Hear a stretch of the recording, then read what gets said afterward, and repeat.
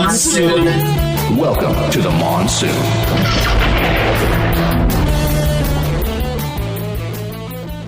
It's Atomic Monsoon! Here we are, being atomic and monsoon-like. Indeed. 'Tis the season for monsoons, radioactive or otherwise. La la la la la la la la. Oh, hi Stephanie, welcome back. Thank you. I want to say real quick, thanks again to the sisters that don't do anything for joining me last week, so we could have some fun and have an episode, even though Stephanie was unavailable. Mm-hmm. And of course, thanks to our friends at Def M Records and the Def M Records All Stars for providing our excellent intro music. Yes, thank you. Also, all those things. Thank you, Def M Records, and I did listen to the episode you guys did last week, and cool. It was a lot of fun. And if the sisters who don't do anything are listening right now, I think you guys are super cool, and I hope we get to meet in the future. Well, that's super fun. Yeah, no, they're both great people. I've known Kristen and I had a college class together, and then I met Megan through her sister, obviously. Mm-hmm. So yeah, I've been friends with both of them for over a decade now. And they're both pretty great. So Awesome. yeah, if you haven't listened to our episode last week with the sisters that don't do anything, you are welcome to do that. Otherwise, this week, as you probably guessed from our episode title, we're talking about Steven Universe. And Steven! That's totally going to be the episode title.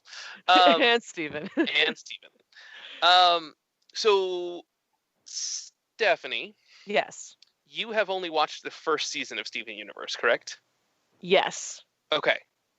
So, we're going to be covering season 1 of Steven Universe. Mm-hmm. Here's the thing about Steven Universe. There's a lot of it. There is a lot of it, yeah. There are 53 episodes in the first season. In the last 2 weeks, I have tried to find the time between work and other projects that I'm doing to watch all of them, and I got up through episode 50 today. So okay. I didn't get to, and I've seen the whole show. Yeah. But yeah, I have all of it fresh in my mind except for kind of the after the big climax at the end of season 1. Yeah. Which are not. It turns out that some of the episodes were aired out of order. So those last 3 that are part of season 1 are actually like the beginning of season 2. So it's fine. That makes sense. So for anyone who hasn't heard of Steven Universe is an animated series that aired on Cartoon Network between 2013 and 2019, with a film that came out in 2019, and a 20-episode sequel series called Steven Universe Future that aired between December of 2019 and March of 2020. So it just ended a few months ago. That is very impressive, especially, and I'm not discrediting any other Cartoon Network show, because there have been a lot of really great ones, but some don't last more than a few seasons. This is really incredible that this show has lasted as long as it has. Yeah, it's 5 seasons, a sequel season, so basically 6 seasons, and a movie. It's close to 200 episodes total, and the episodes are 11 minutes long. They're half episodes, so they would often air 2 at a time. Yeah. Wikipedia has the show's genres listed as a coming-of-age action, science, fantasy, comedy, drama. That's about accurate. Yes. But when I was doing some research for this episode, which I could have spent more time watching those last couple episodes, but I thought I should have something to say other than just what you and I think. I found an article on moviepilot.com. Actually, it was on the web archive, but it's from moviepilot.com originally, from 2016. And one of the section headers in that article describes Steven Universe as a fairy tale about love. And I thought, that's pretty much correct. Yeah, that pretty much is. Yeah. So season 1, as I said, is 53 11-minute episodes. It originally aired between November of 2013 and April of 2015. And the whole show was created by Rebecca Sugar, who is a cartoonist and comic illustrator, who, when like basically the show happened because she was a storyboard artist for Adventure Time. And the then vice president of Cartoon Network's comedy animation asked the staff for ideas for a new show, and came up with the concept for Steven Universe, and they loved it and bought the show and let Rebecca Sugar run it, which made her the first woman to ever independently create a show for Cartoon Network. Woo!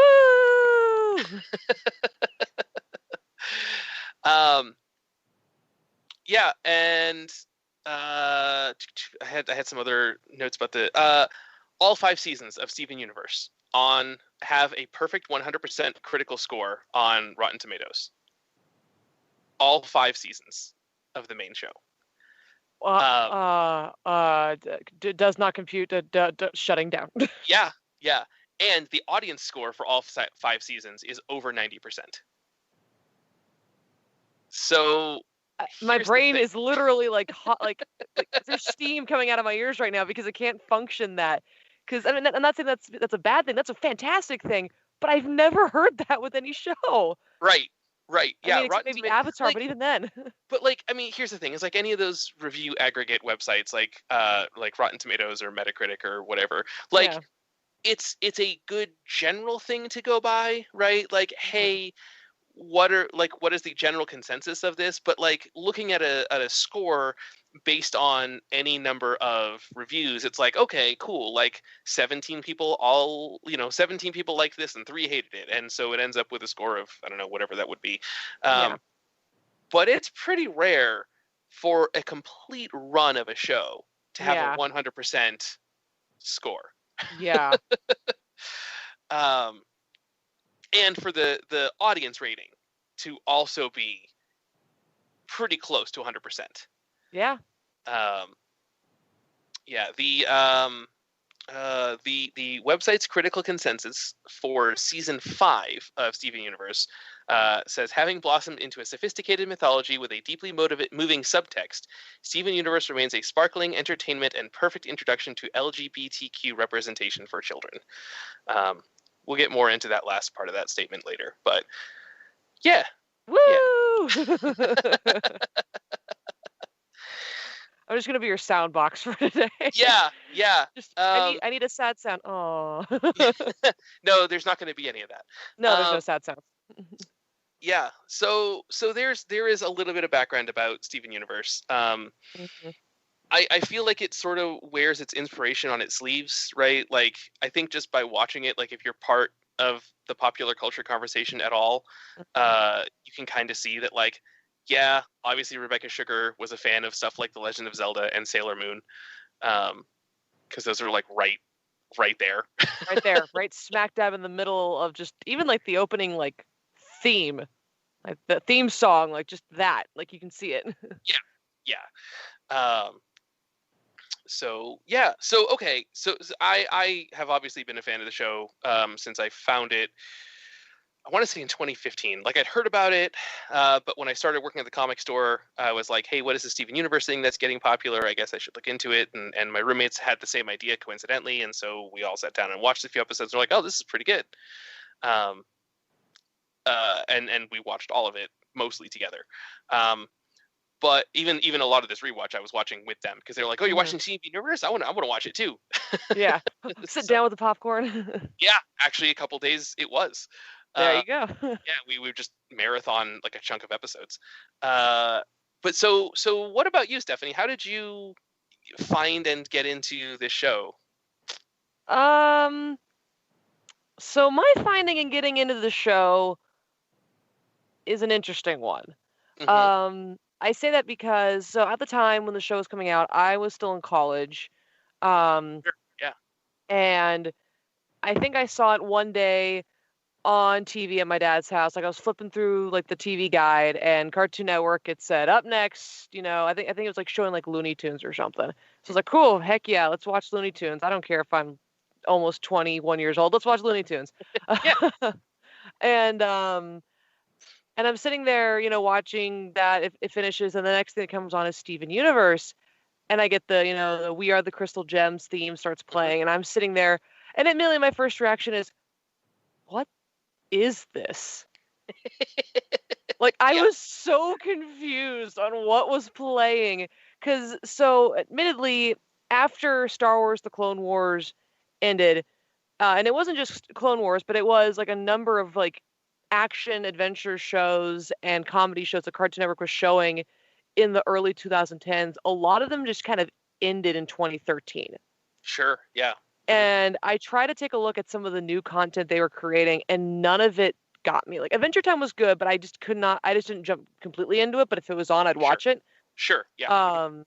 But like, I could not get into any of the shows. I could not get into Regular Show. I could not get into Clarence or Chowder or, you know, whatever other shows were out at the time. So when Steven Universe came on, I was like, this is interesting. I don't hate it, but I'm still very confused on what's happening. Fair enough.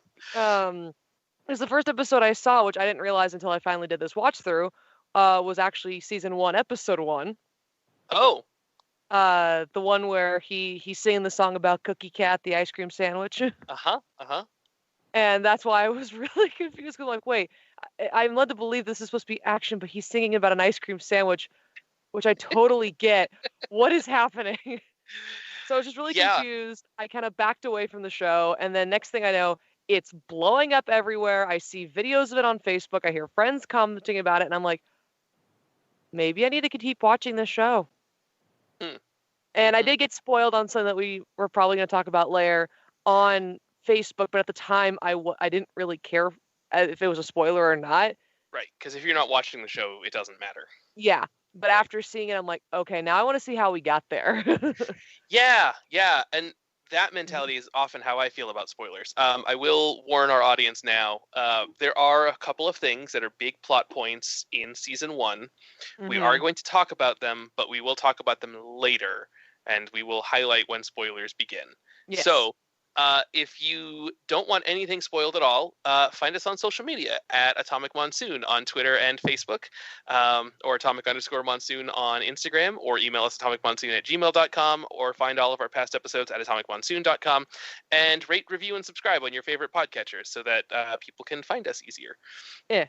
I'll say that now rather than at the end. So that way they can hear it now, and then when we say spoiler alert, they can just stop listening. You can just stop listening. Yep.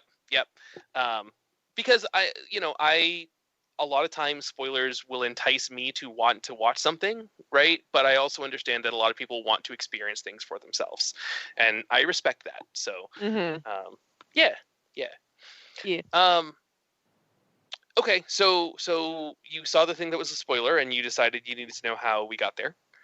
I mean, it still took me another 2-3 years before I finally sat down and watched it, but that was that was more of a, I didn't know where I could find it streaming wise, and we didn't have Hulu at the time, and I think it was on there still. So I was I couldn't really watch it anywhere, so I just waited until I think you told me that it was on Hulu, and I'm like, all right, I'm gonna do it. Great. And so this was the last thing I looked up before we started recording, is where is this show streaming? Because Hulu has seasons 1 through 4, but as earlier discussed, there are 5 regular seasons and a movie and a sequel season. Right. So I was like, okay, but where can you get the rest of it? Because that feels important. Yeah. So seasons 1 through 4 are on Hulu. Seasons 1 through 5 are on HBO Max. Most of seasons 3 through 5 are available on CartoonNetwork.com. Okay. Let's see. And then like the entire, you can purchase the entire show on like iTunes, Google Play, YouTube, which is the same thing, Amazon Video, and Vudu. They do have them broken up a little weird on when you're purchasing them, because if you're buying, they don't have them in seasons, they have them in volumes. Oh, yeah. Because season 1 is so much longer than the other seasons that they broke season 1 up into 3 volumes. So it's volume 1, 2, 3 is season 1, volume 4 is season 2, volume 5 is season 3, volume 6 is season 4, volume 7 is season 5. And then there's the movie, which is not streaming anywhere, but you can purchase on any digital video platform. And then Steven Universe Future, as far as I can tell, is only streaming on CartoonNetwork.com. All right. But it is free on there, and it looks like you don't need a cable subscription. Yeah, So it's probably one of those things. Like I think Nickelodeon and even like the DisneyChannel.com have something like that for kids. yeah, So. yeah. And those all of the websites for those channels, like they'll do things where they'll like rotate episodes through a lot. Yeah. But yeah, because Steven Universe Future just ended, it's not streaming anywhere yet, except for on CartoonNetwork.com. So the easiest way to watch all of it is HBO Max has the first 5 seasons. And then unfortunately you have to buy the movie and then watch Steven Universe Future. And you do need to watch the movie before Steven Universe Future because it does specifically refer to the events of the movie. So that's good to know. Yes. So unfortunately, like, because it just ended and it is sort of in a weird, like, there's a movie in the middle of it. The streaming situation for it is a little confusing right now, but there are tons of places online to find proper episode orders and what, like, it's easy to find that information if you decide, hey, I have Hulu, let me watch the first few episodes and see if I like it. And if you do, great, you will be able to watch the rest of it. Yeah. So, yeah.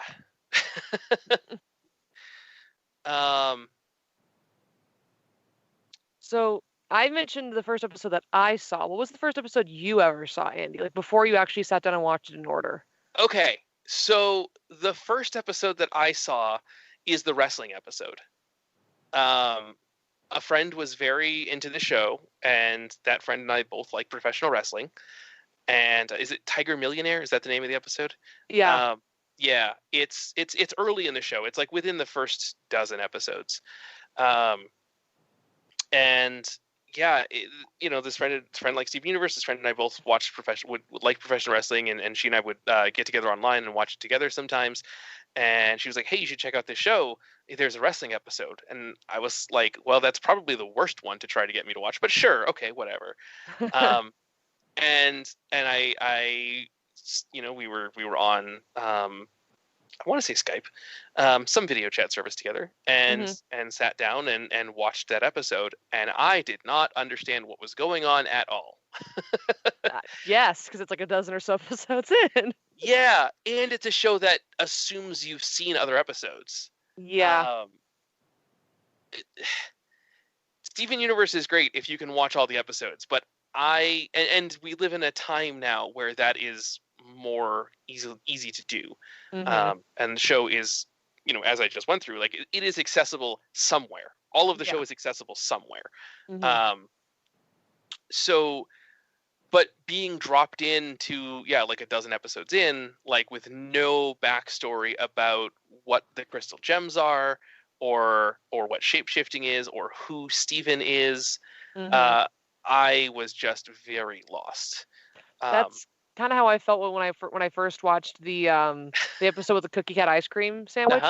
Because I actually thought it was like further on in the series. I didn't realize that was episode 1. So when I went back and I watched it and I realized this is episode 1, now it made sense why I didn't know anything or understand what was happening. Because neither did anyone else. Because no one else did. It was literally the first episode. Yeah.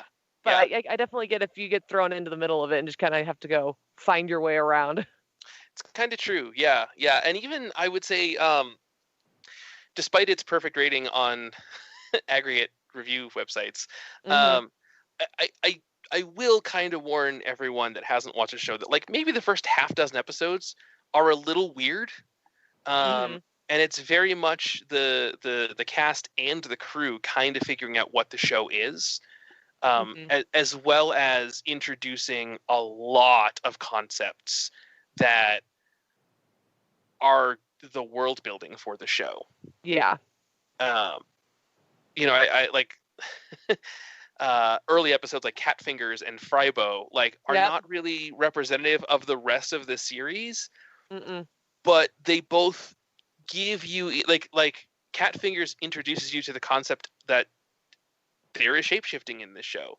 And see, we should probably talk about who Steven is and who the crystal gems are before we get into the magical powers of the world. Okay, yeah, good call. Do you want to take a crack at it, or? Sure, I'll feel take like a crack at it with what I I feel with like what I've I been got. talking a lot. So So I'll start with the easiest one, the main character, Steven. okay. So Steven Universe is a young boy. I'm gonna say he's like what, 10? Oh, he's 13. He's 13. Okay. Yeah. So I this is actually a plot point in one of the I want to say in season 2 where that's Steven why. reveals his age and everyone is surprised that he's as old as he is. Because Yeah, no. he definitely acts like he's 9, 10, 11. So I mean, I was guessing he was either 10 or like a preteen. Yeah. Just based off his age and the fact of who he hangs out with. Sure. But I didn't know the exact age. I haven't, like I said, I only watched the first episode, Right. so I have not gotten to that. Right. Just yet. But he's a 13-year-old kid who is half crystal gem, half human. Uh-huh. His dad is Greg Universe, Yes. who is, I want to say, a struggling musician. Or he was a big famous musician, but now is the owner of a car wash. He was a touring musician who ended up on his tour. He ended up in Beach City and he never left. Yeah. And the reason why is revealed later in the series. We do know that Rose Quartz, though, is Steven's mom. Yes. Like early on in the series. Yes. And Rose Quartz is one of the powerful crystal gems of Earth. Who she's the leader of the with... crystal gems. That's right. She's the leader of the crystal gems. I'm still working at it. Okay. Yeah. No, that's okay. That's okay. I'm not correcting. I'm adding. Yes. Yes. And pretty much Steven is just this quirky, fun kid who, he sees the bright side and the positivity in everyone. Mm-hmm. And he's friends with a lot of people in Beach City, young and old. Yes. And he has magical powers. Yeah, Steven does develop some magical powers. So you said Steven is part human and part crystal gem, which is true. So, Stephanie, what is a crystal gem? Okay, the crystal gems are beings. I know they're beings from another planet. I can't go much further than that, and I know they have powers, but okay. So, it is revealed toward the end of the season that there is a gem homeworld, and it is where all of the gems come from. Gems are space rocks that can manifest hard light, basically physical bodies. So they can look pretty much however they want within certain parameters. So there's the three. So those are the gems. There was something that happened several thousand years ago, and Rose Quartz and Pearl and Garnet all left Homeworld and came to Earth and decided that they didn't like the way that Gem Homeworld was handling things and that they were going to stay on Earth and defend it. During that time, Amethyst joined the group, as well as some other gems who were introduced later in the series. And they fought off the Gem Homeworld gems, and the four of them became the Crystal Gems. Mm-hmm. So the Crystal Gems are a subset of just the race of gems. And they were specifically Rose Quartz and her circle. Mm-hmm. And then at some point, Rose Quartz meets Greg Universe, and they fall in love and have Steven. However, because of the physiology of gems, Rose cannot exist at the same time as her offspring. Mm-hmm. So she gives up her physical form when she gives birth to Steven. And Steven inherits her Rose Quartz gem, which is lodged in his belly button. Yep. And then it's not explained in season 1, but basically Greg is not prepared to raise a child on his own. So he enlists the help of the other 3 crystal gems, Garnet, Pearl, and Amethyst, who act as Steven's moms, aunts, big sisters, guardians. Guardians, caregivers. And so Steven lives with them while Greg lives in his van and owns a car wash. Yep. Yeah. That is a lot of weird backstory and lore, but like that stuff is all. It's not important. I mean, it's important to understand as the story builds, but basically, hey, here's these 3 superhero ladies who are watching out for this little kid whose mom is no longer around and his dad is not in a situation to be a responsible father.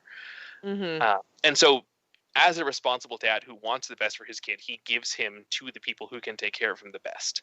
But Greg doesn't abandon Steven at all. He's still very much in his life. I mean, because there's several episodes where it's just like Greg and Steven adventures. Yeah. In season 1. Yeah. Okay. Now that we got the exposition out of the way. Now that we got some of that out of the way. So the things about the gems is that, like I said, they can kind of take on whatever body they want. Within like Garnet, I guess Pearl is the first one that we see lose her physical form. And when she comes back, it's still Pearl, but her outfit has changed and her hair is slightly different. And at one point later in the series, Garnet loses her form, and when she comes back, it's the same design, but her color palette has changed. Oh, interesting. Yeah, and throughout the show, all of the gems lose their physical form and come back in slightly different outfits and hairstyles and stuff. So in the episode Cat Fingers, Steven discovers that in the first episode, Steven discovers that he has some of Rose Quartz's powers. Because he creates the shield when he's eating the ice cream sandwich with his belly button. Right. It sounded weird when I said that out loud.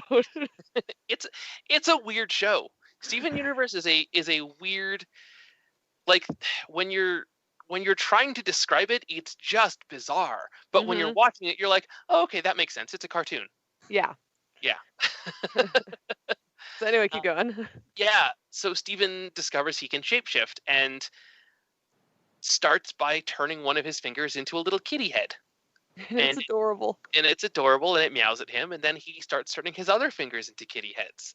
That's why the show is called Cat Finger, or why the episode's called Cat Fingers. And as the episode progresses, more and more of Steven gets turned into cat heads. He starts looking like the monster at the end of Akira, but with cat heads. Yes. That is exactly what I thought as well. Yeah, and it's kind of a weird body horror episode. Yep. But it's adorable, and it's not actually threatening. It's just, oh my god, I don't want to be turned into cat heads. Yep. Yeah. Or the other one is the episode Frybo, where there is a shard of some sort of gem, for lack of a better term, some sort of jewel, like a shard of it inhabits a mascot costume of the local French fry dinery, and the mascot is a big like French fry container, but like a dude, like an anthropomorphized French fry container, and it turns into kind of a horror movie where there's this monster French fry thing. Yep.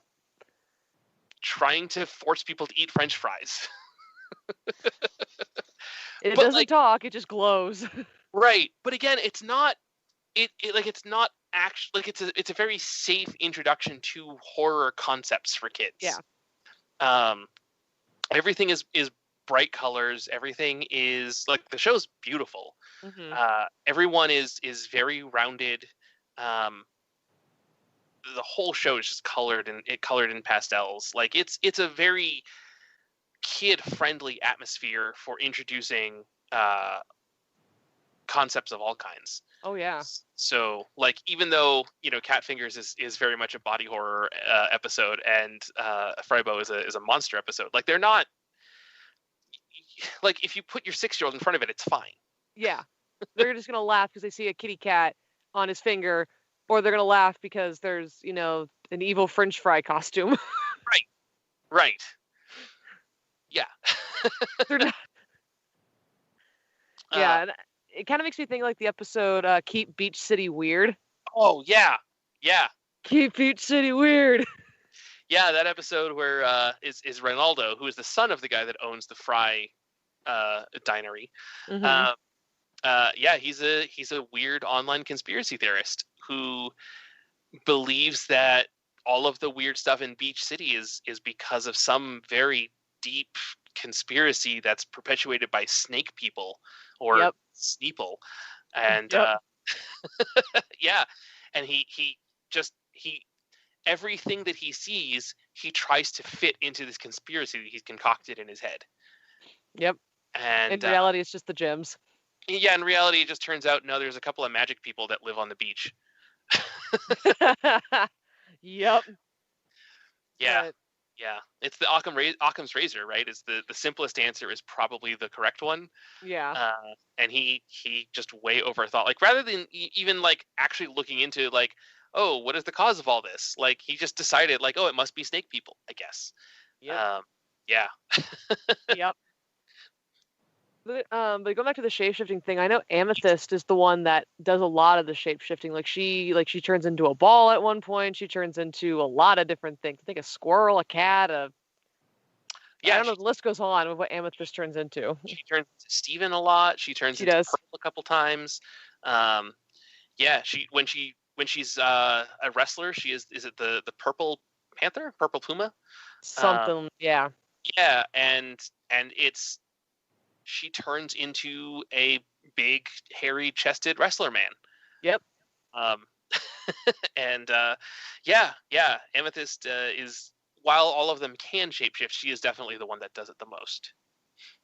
Yeah.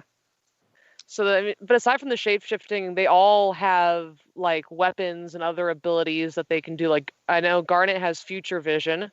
Yes. Yeah. Which Garnet can see possible alternate futures. Yep. Go ahead. Pearl can do the hologram thing. Yes. Yeah. Pearl can project holograms. I don't know what else Amethyst does. She just eats and turns into things, and then occasionally pulls a whip out of her chest. out of her gem. So all of them pull their weapons out of their gems. Yes. Is what it is. Garnet's gems are in the palms of her hands, and she has two. And Pearl has a pearl on her forehead, and Amethyst has an amethyst gem right in the middle of her chest. Yep. So yeah, when they go to pull out their weapons, it's always out of the gem. Yep. Because that's where the gem is actually what they are. It's who and what they are. Like they are actually just space rocks. Yeah, because I know we go into the whole episode, which leads into another one later. But I know we have the whole episode where Steven is talking to his friend Connie. Mm-hmm.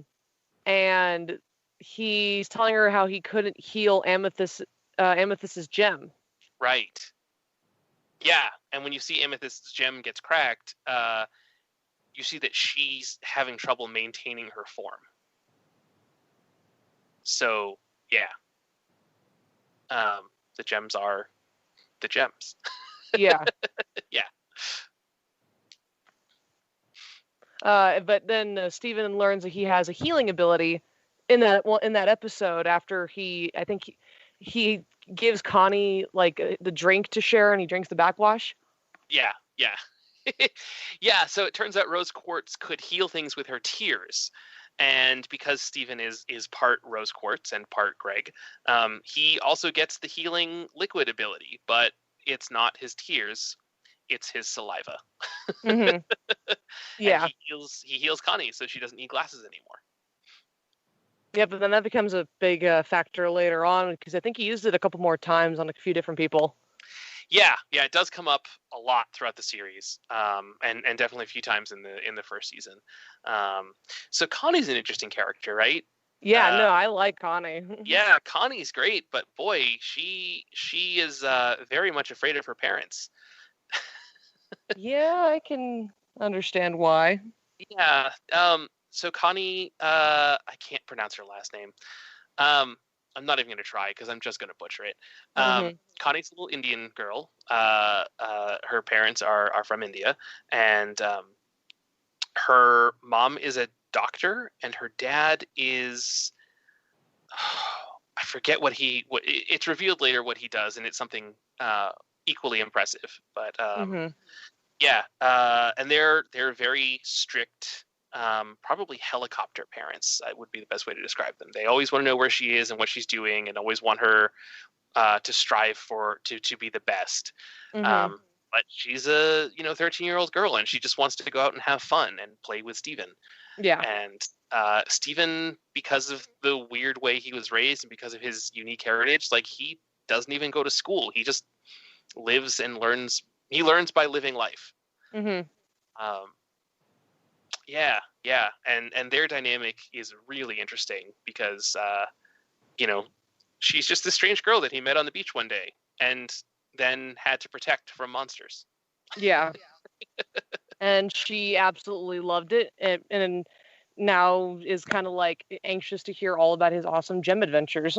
Yeah, because her life is pretty much studies and tennis lessons, and his life is going on adventures. So yeah. it's like the what's the book series she has him read? Unfamiliar Familiar. Yeah, that. Yeah. There's a part where Steven gets grounded from television for 1,000 years. And so he discovers books, and that they can be just as exciting, if not more so, than TV. And, dude, he takes that grounding like really well. I know a lot of kids that would have like tried to sneak watching something. Like that episode where they're watching, what's it, the Baby Butler or whatever it was. Butler, yeah. Butler. And he is like legitimately like, I am not looking at this TV. I am looking you two in the eye and telling you to stop watching TV. And it was just like, what? Yeah. Steven's such a good kid. It's like that. Steven is the role model I want for little kids. Yeah. Like, I hope that the generation after Gen Z, I hope they all grew up watching this show.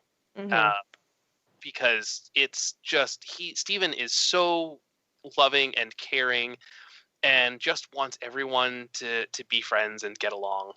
And one of the things I was reading, it mentioned that everyone else in the show is a woman, but Steven is kind of the girl. Yeah. Because he's often the one that's, kind of bringing everyone together and doing the traditional, like, feminine roles for TV. Which I thought was pretty interesting. Meanwhile, like, the Crystal Gems, like, they're all soldiers. Yeah. Right? Like, they're all fighters, which are traditionally very masculine roles. So, like, the gender reversal there is it's interesting, but it's not something you notice until someone points it out. Yeah. So, yeah. But I think that's great. It really kind of neutralizes the show in terms of, like, the audience, right? Like, it's not a show for girls. It's not a show for boys. It's a show that anyone could watch. And there's a character kind of for everyone to kind of relate to. So, like, if you relate to the Gems and just their kind of personalities, or just anyone who lives in Beach City, like, in a weird way, I definitely relate to Connie, but at least in the sense of, like, being very much the kid who always dreamed of fantasies and adventure because that's what I read, that's what I saw on TV. Not so much on the strict parents or the it's always studies or always tennis type of thing, because I did marching band and basketball. Sure. So, but I definitely, but I think all of us kind of see a character in this show, whether they are a main character or not. So. Yeah, and it's interesting to see how some of the characters evolve. Unfortunately, not so much in the first season, because the first season is very much laying out who everyone is. Yeah. But as the show goes on, Lars, for example, who works at the Big Donut, becomes awesome. Sweet. But he's kind of a dink for the whole first season. Yeah, he's a big dink in the first season. Yeah. Sadie is great, and Sadie, who also works with Lars at the Big Donut, like, she's great, and she develops a whole sense of confidence as the show goes on, and also becomes awesome. The one character that doesn't really evolve, but I don't think needs to, is Onion. Onion's a weird character. Onion is a very weird character. Onion is a little boy who looks like an onion, who doesn't speak. Nope. And emotes by pointing and nodding yes or no, but always looks suspicious. Yeah.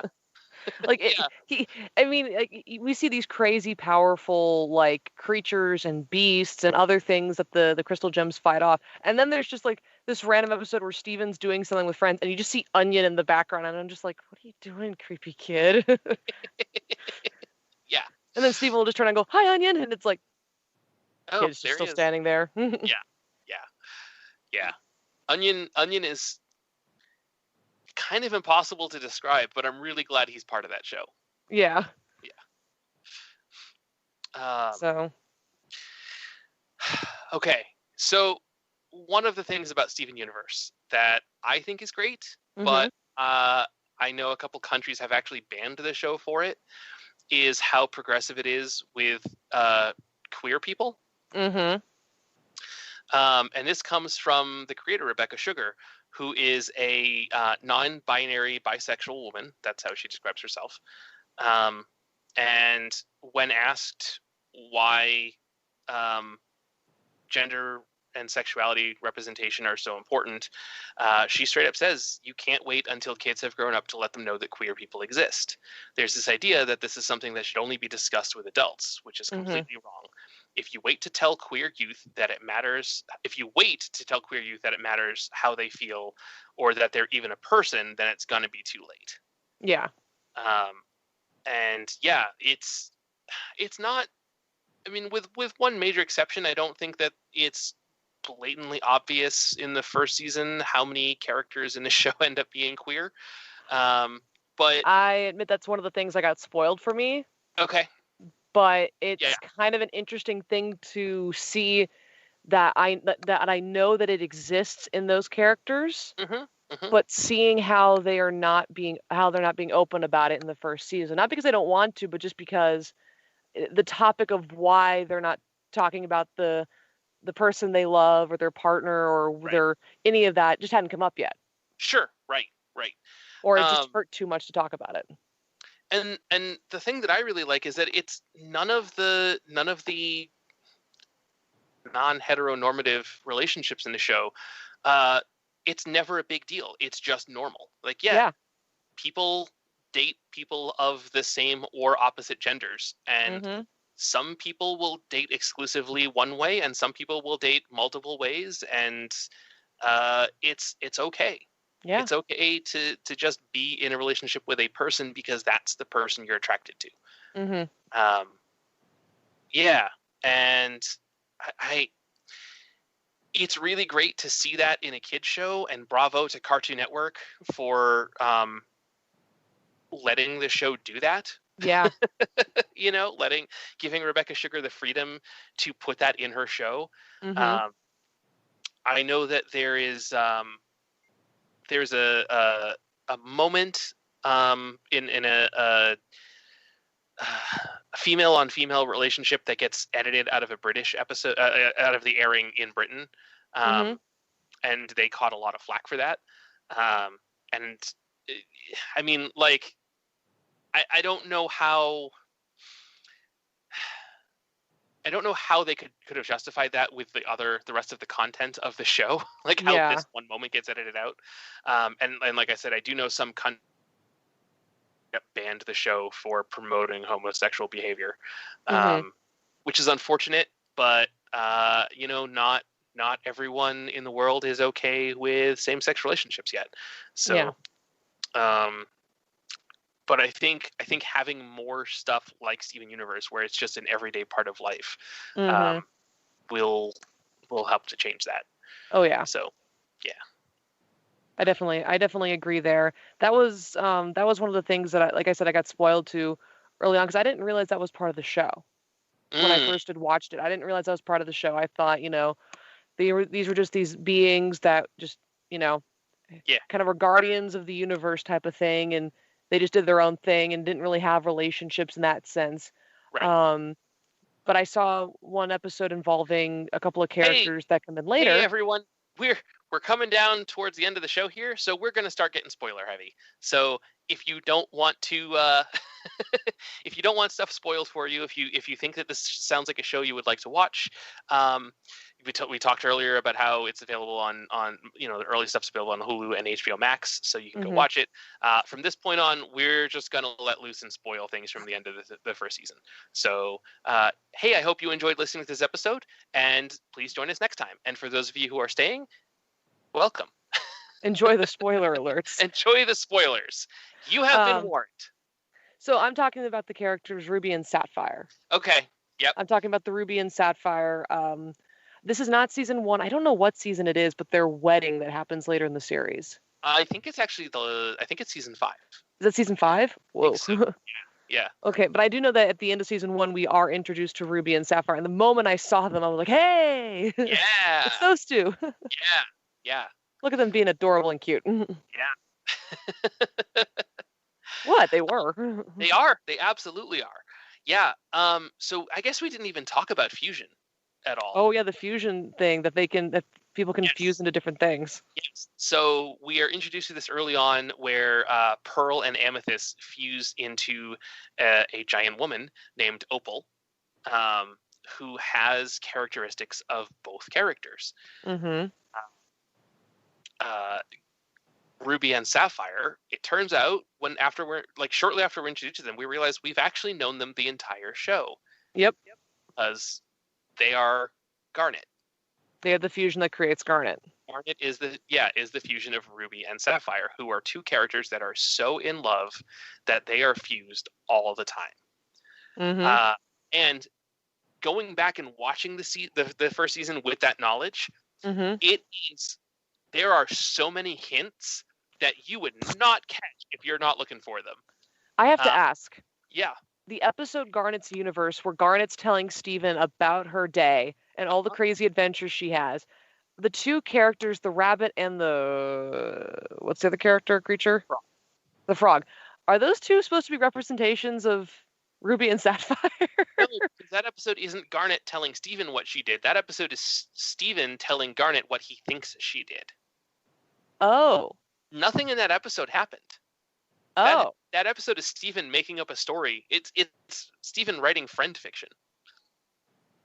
Well, either way, I love that episode, and I love the way it's animated. So that episode is fantastic. So the episode where Steven... Okay, so first of all, Garnet has 2 gems. She's got one in each palm, which the other gems don't have. They all have just the one. So there is your first clue that Garnet is a fusion. And then as you get... There's a couple of little comments here and there. And at one point, the gems are trying to talk with Steven about fusion and practicing it. And he just isn't able to fuse with them. And they're not sure, if he's going to even be able to. And Amethyst tries to reassure him by saying, fusion is really difficult. It's even hard for us. And Garnet goes, well, it's easy for me. Because she's already fused.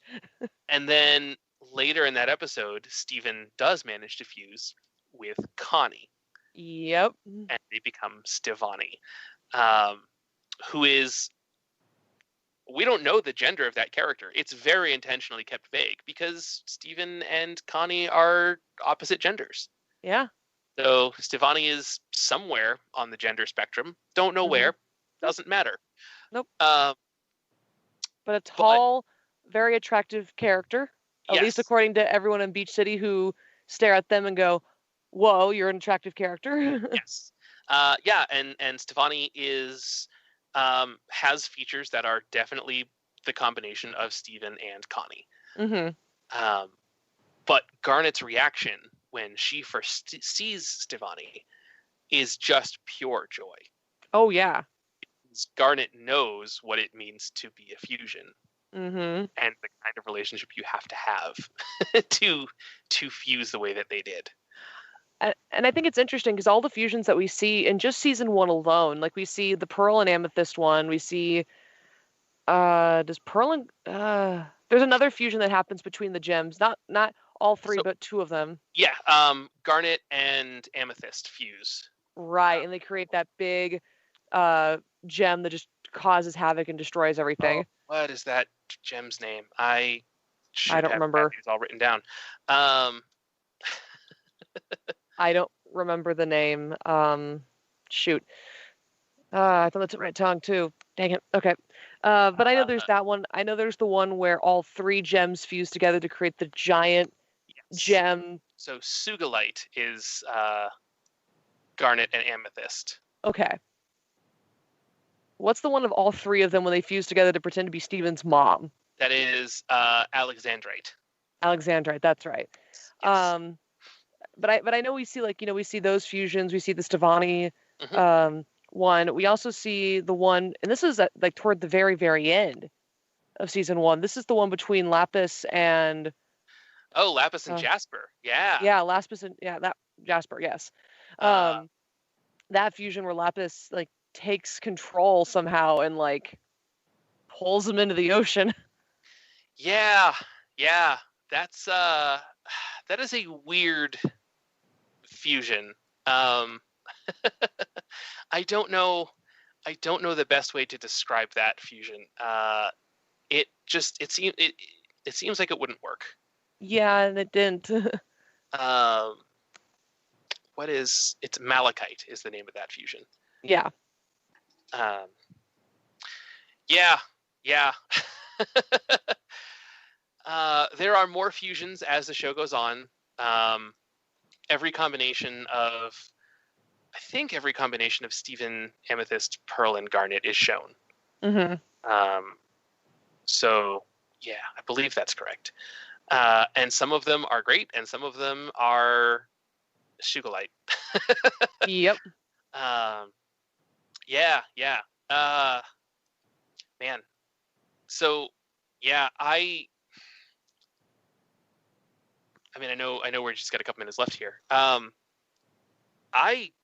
This show's great. Yeah. Like, I mean, I know I intentionally did not continue to the second season because I wanted to keep the first season fresh in my brain so we could talk about it today. But I do know that I will admit in the beginning I was, as I was first watching, and I'm like, okay, there were a few episodes that made me laugh. There were a few episodes that I was just like, this is weird, but okay, you gotta remember this is kind of derived toward kids, and this is kind of a weird place type of thing in a weird situation.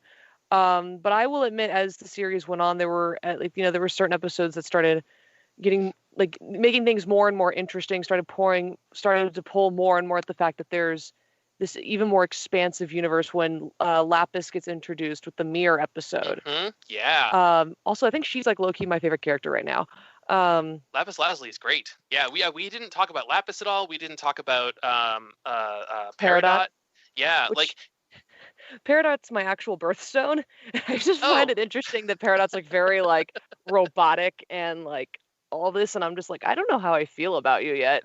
Peridot gets pretty interesting as the show goes on too. Okay.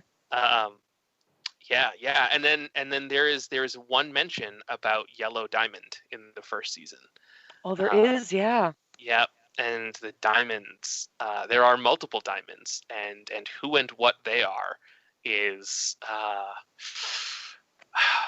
imposing. I will say, intimidating. Yeah. Okay, I'm excited for that. We also didn't talk about, and this is going to sound weird for those who are just kind of listening still now but don't understand, the kindergarten. Yeah, the kindergarten is horrifying. Yeah, I never thought the word kindergarten would be horrifying. Yeah. I don't even know. I think we just need to let people watch that. I don't think I don't. Here's the thing, man. The first season of Steven Universe, like we said, has 53 episodes, and we're a 55 or so minute podcast. Yeah. So I actually, when I started watching them, I was actually taking notes, and I was like, cool, we can do 1 minute per episode. And I was like, that's not going to work. No. That's just not going to work. We'd have to time ourselves to make that work. Yeah. So, like if you are listening to this because you love Steven Universe and we didn't touch on some of your favorite part in season 1, like I am very sorry. We're out of time. Mm-hmm. we're running out of time here. Just know that we have seen it and we appreciate it. Like, oh yeah. yeah, your favorite part of the season is absolutely valid to be your favorite part.